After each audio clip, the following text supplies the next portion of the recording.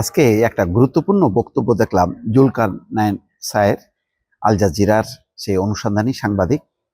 তার এখনো পর্যন্ত বিভিন্ন পোস্টে খুবই তথ্যভিত্তিক কিছু তিনি নির্মোহভাবে উপস্থাপন করেন।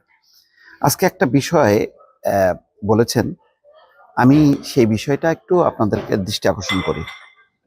কমিশনের যিনি ব্যক্তি আছেন মিস্টার আলী রিয়াদ আছেন, প্রধান উপদেষ্টা বিশেষ সহকারী আছেন মিস্টার মনির হায়দার, এই ধরনের ব্যক্তিরা অ্যাকচুয়ালি কি করতে লাগে?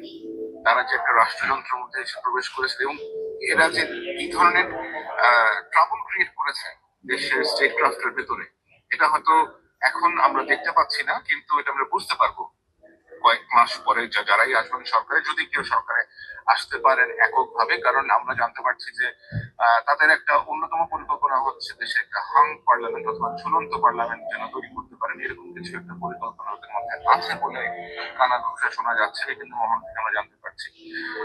সুতরাং আমাদেরকে অপেক্ষা করতে হবে ফেব্রুয়ারি 12 তারিখের নির্বাচন যেটা বলা হচ্ছে এটা দেখার জন্য, এবং এর পরবর্তীতে বাংলাদেশের ভাগ্যে কি আসে সেটা বলে দিবে। যে আমি অ্যাকচুয়ালি কারো ব্যক্তি সম্পর্কে বলতে চাচ্ছি না, কিন্তু জুলকার নাইন সায়ের যে কথা বলেছেন, হ্যাং পার্লামেন্ট, ঝুলন্ত পার্লামেন্ট, এইটা খুবই বিপজ্জনক। এবং সম্ভবত আমার কেন জানি মনে হচ্ছে দেশ সহসায় সংকট থেকে বেরোবে না। একটা হচ্ছে ওই যে সংবিধানের প্যাচগোছ নানা রকম আছে। প্রেস সেক্রেটারি বলতেছে 10 দিনের মধ্যে বুঝাই দেওয়া হবে নির্বাচিত সরকারের কাছে সবকিছু। কিন্তু মানে 10 দিন কেন? নির্বাচন হয় তার একদিন পরেই, মানে আমরা যা দেখি, তারপরে রাষ্ট্রপতি আহ্বান জানান সংখ্যাগরিষ্ঠ দলকে।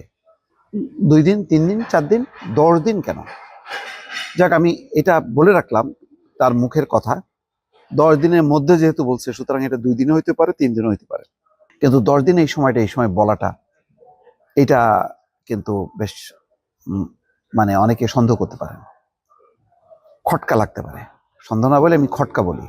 জুলকার নাইন সায়ের যে কথাটা বলছেন, ঝুলন্ত পার্লামেন্ট, ওইদিকে নিয়ে যাওয়া হচ্ছে। ডক্টর মোহাম্মদ ইউনূস বলেছেন তরুণ নেতাদের মধ্যে অনেকেই নির্বাচিত হবে। কিভাবে? মানে সেই জরিপটা কে করলো? জরিপে যা আসছে তো সবই তো দেখা যাচ্ছে যে বিএনপি, জামাত বিএনপি, অন্য কোনো দল তো নাই। এখানে ইসলামী আন্দোলনের কথা বললেন না কেন? ইসলামী আন্দোলনের তো তাও 3-4টা আসার সম্ভাবনা আছে, মানে মিডিয়া রিপোর্ট অনুযায়ী। এখন এনসিপির ওই কুমিল্লা চারে মঞ্জুল হাসান মুন্সি না থাকার কারণে হাসনাত আবদুল্লাহ চলে আসার, তো সেটা তো এক ধরনের বলা যায় অ্যাক্সিডেন্ট। মঞ্জুল হাসান মুন্সির সাথে প্রতিদ্বন্দ্বিতা করতে হলো। নাহিদ ইসলাম 10 দিন আগে রিট করছে এম এ কাইয়ুম বিএনপির প্রার্থীর বিরুদ্ধে, তো সেখানে যদি না থাকে তাহলে একটা সম্ভাবনা আছে। তো এইসব মিলায় কি অনেক হিসাব নিকাশ করে এমন একটা পরিস্থিতি হবে যে জামাত বিএনপি নির্ভরশীল থাকবে ওই স্বতন্ত্র সদস্য অথবা এনসিপি এদের উপরে, ফলে ঝুলন্ত হয়ে যাবে।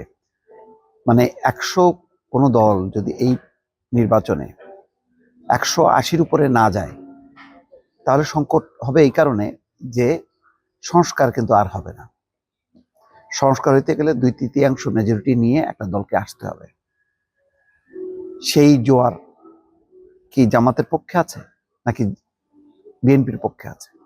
এখনো কিন্তু মানুষ বোঝার চেষ্টা করছে। এর মধ্যে অনেকেই রাজপথ গরম করার চেষ্টা করছে, দেখা যাচ্ছে। কিন্তু যারা প্রকৃত নির্বাচন করছে তারা কিন্তু নির্বাচনে ভোটের মাঠে একদম এলাকায় এলাকায়।